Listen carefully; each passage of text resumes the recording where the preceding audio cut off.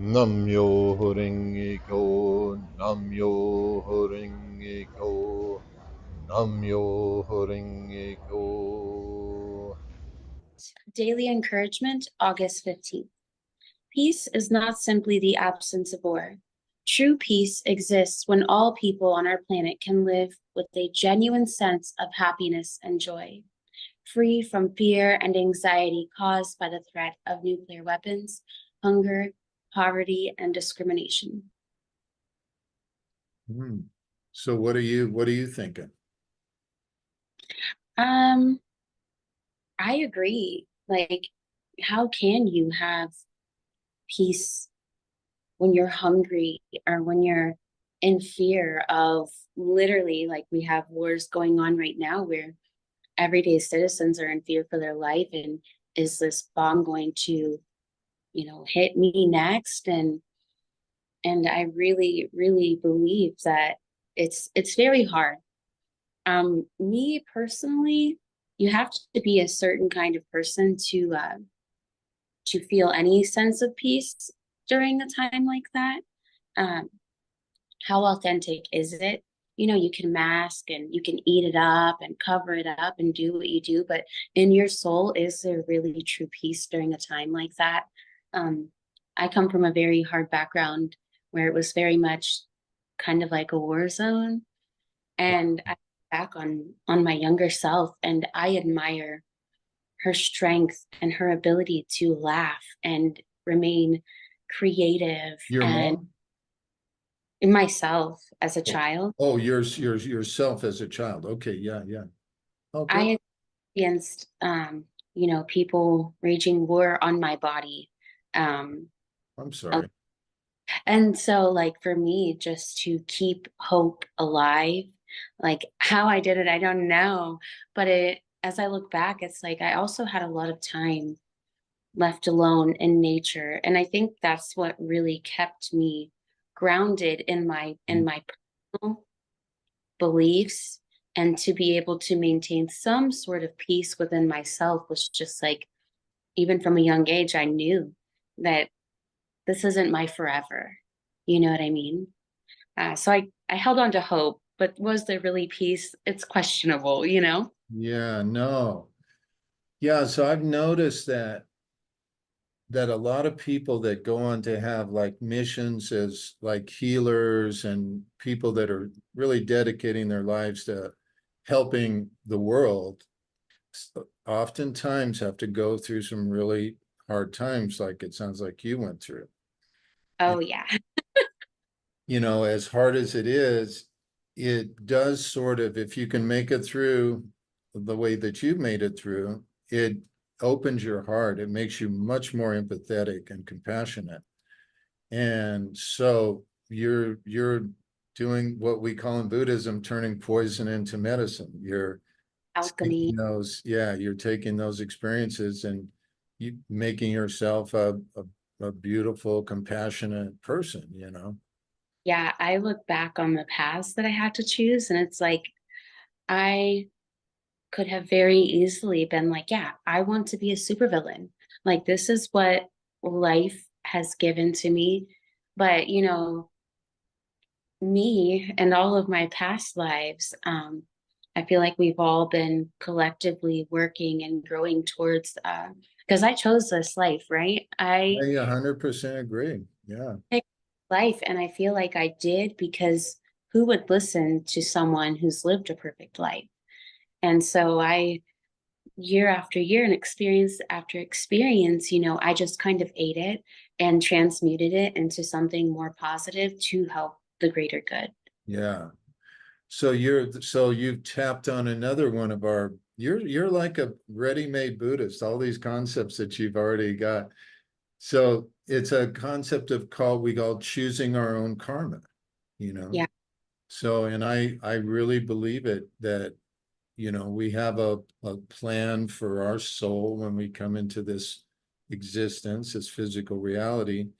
And it's for our own self to grow. And then some of us, I think, of our older souls, which I think you are, where you come into this existence to be kind of like a light worker, to help other people, and bring light and joy and all that good stuff.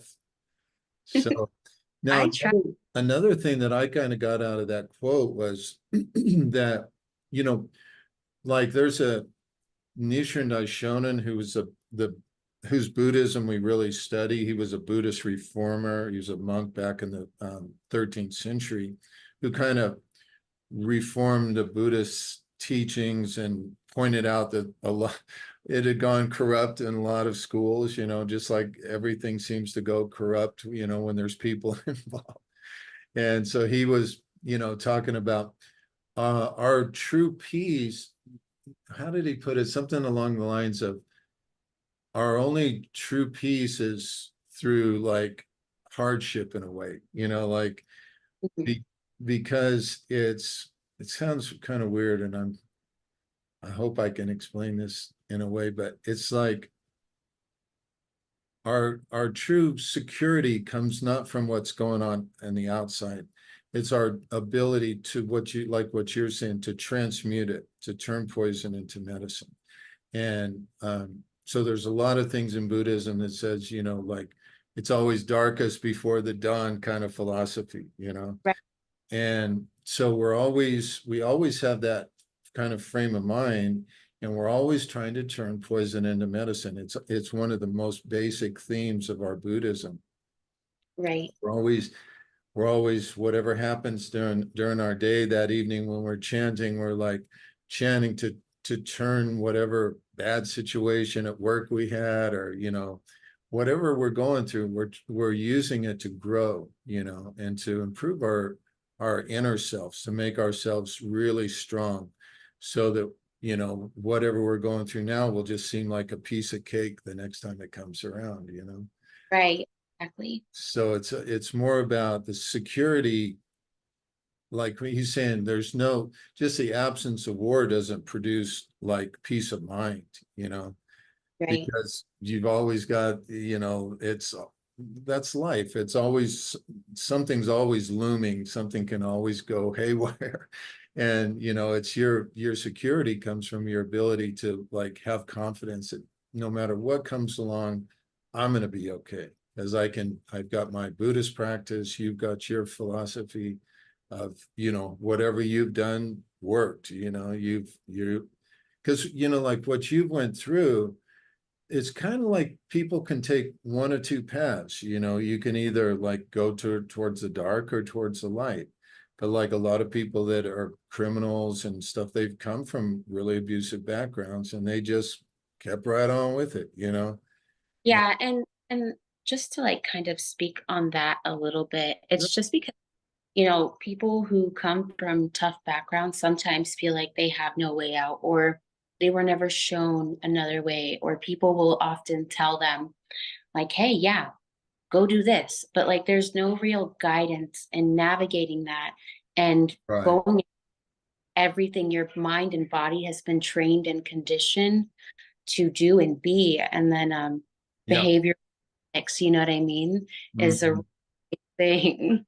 It's like if we're really fortunate, like I was very fortunate to find this practice, and maybe you must have had a teacher or some guidance along the way. Is that what you're saying? Or Um, I think that everything around me teaches me, but I spent a lot of time in my life observing, analyzing, having conversations with people, um, and oftentimes nature.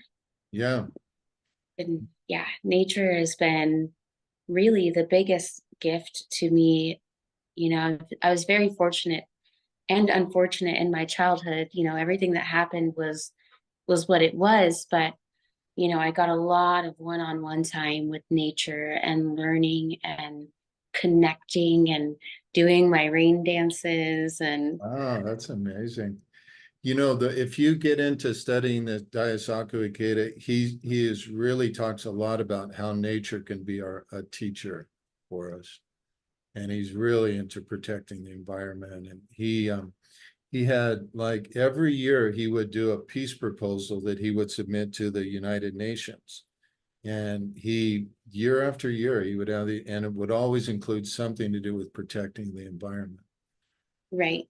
So, because the oneness, so there's another concept called the oneness of the person and their environment, and, our environment, like look at the environment today with oil spills and air pollution and the ozone supply. It's all a reflection of our society, So the more Yeah. we change our society and one individual at a time, of course, it can't just boom happen all at once, but then it will be reflected in our environment. And it goes for the individual too. Like you can tell what's going on with the person inside by their environment, Right. Right. Yeah. When the world stopped during the beginning of COVID, you could see it was like night and day, just a couple days of there being no one traveling in LA. You could actually see the mountains and not a smog filled sky. And it was really beautiful to experience, Earth kind of healing itself and regenerating. Yeah. Yeah. Well, I think we covered that one pretty good. Yeah. All right. We ready? Namyo Renge